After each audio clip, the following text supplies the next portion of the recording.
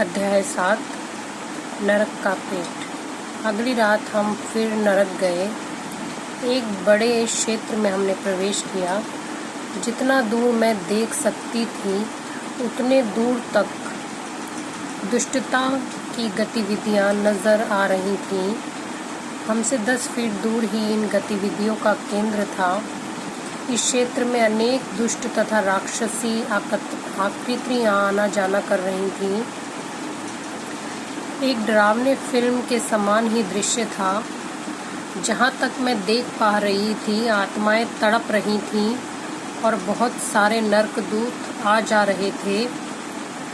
जहाँ अंधेरा थोड़ा कम था वहाँ दुख और निराशा की चिल्लाहटें तैर रही थीं। यीशु बोला, बेटी, शैतान पृथ्वी पर लोगों को भटमाता और नरक में आत्माओं को सताता है। यहाँ की शैतानी शक्तियाँ पृथ्वी पर क्षति पहुँचाने, सताने तथा धोखा देने जाती हैं। मैं तुम्हें उन चीज़ों को दिखाऊंगा जो आज तक इतने विस्तार से नहीं देखी गई हैं। कुछ घटनाओं को तुम घटते हुए देखोगे, किंतु कुछ घटनाएं भविष्य में घटेंगी। मैंने पुनः आगे देखा। आगे का मैदान हल्का भूरा था जिसमें जीवन नहीं था। ना तो घास थी, ना ही घास के समान कुछ हरा। सब कुछ जीवन रहित था। कुछ स्थानों में गीलापन था और वे ठंडी थी, किंतु कुछ अन्य गर्म और सूखे थे।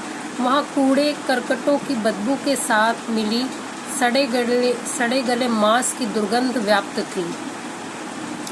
यीशु ने कहा, शैतान परमेश्वर के लोगों को भरमाने के लिए बहुत से जाल और फंदों का प्रयोग करता है।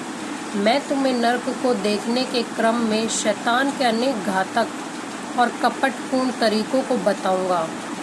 हम कुछ ही गज गए होंगे कि सामने एक काली वस्तु झूल रही थी। यह ऊपर नीचे हो रही थी, सिकुड़ और फैल रही थी। उससे भारी दुर्गंध भी आ रही थी।